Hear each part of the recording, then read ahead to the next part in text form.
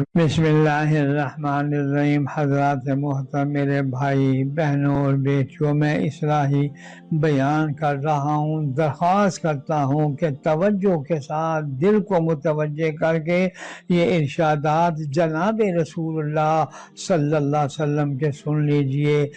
حضرت صلی اللہ علیہ وسلم نے یہ فکر ہمارے اندر پیدا فرمائی کہ دنیاوی زندگی تو خدا جانے کتنے دن ہے، کب ختم ہو جائے۔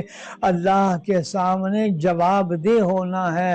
جو ابدی زندگی ملنے والی ہے اس کی فکر کرو، اور وہاں کا سکہ روپیہ پیسہ نہیں، تم لاکھ کروڑ ارب جمع کر لو، خرب جمع کر لو، سب یہی دنیا میں چھوڑ کر جاؤ گے، کوئی تمہارے ساتھ جانے والا نہیں۔ وہاں اگر کوئی چیز جانے والی ہے تو وہ نیک عمل ہے۔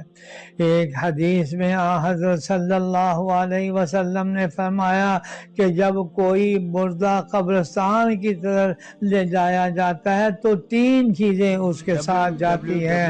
ایک اس کے عزیز و اقارب جاتے ہیں اس کو چھوڑنے کے لیے، دوسرے اس کا مال جاتا ہے، یعنی وہ کپڑے جو اس کے اوپر ہیں، اور چارپائی جن میں اس کو لپیٹ کر لٹا کر لے جایا جا رہا ہے، اور تیسری چیز جو اس کے ساتھ جاتی ہے وہ اس کا عمل ہے۔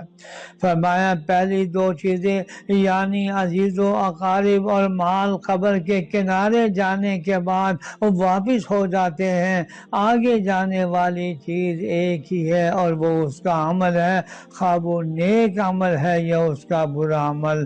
اس بات سے وہاں کا سکہ یہ روپیہ پیسہ نہیں، یہ مال و دولت نہیں، وہاں کا سکہ نیکیاں ہیں، اور ان نیکیوں کے حصول کے لیے سب سے بڑی دولت جو اللہ تعالیٰ نے ہمیں عطا فرمائی ہے وہ یہ قرآن کریم کی دولت ہے، کہ اللہ تبارک و تعالیٰ نے یہ قرآن کریم اس امت کے واسطے نسخہ شفا بنا کر بھیجا ہے۔ اس کا پڑھنا، سمجھنا، عمل کرنا سب انسان کے لیے موجب اجر و ثواب ہے۔ یا اللہ ہمیں صحیح فکر اور آخرت سنوارنے کی توفیق نصیب فرمائے، آمین۔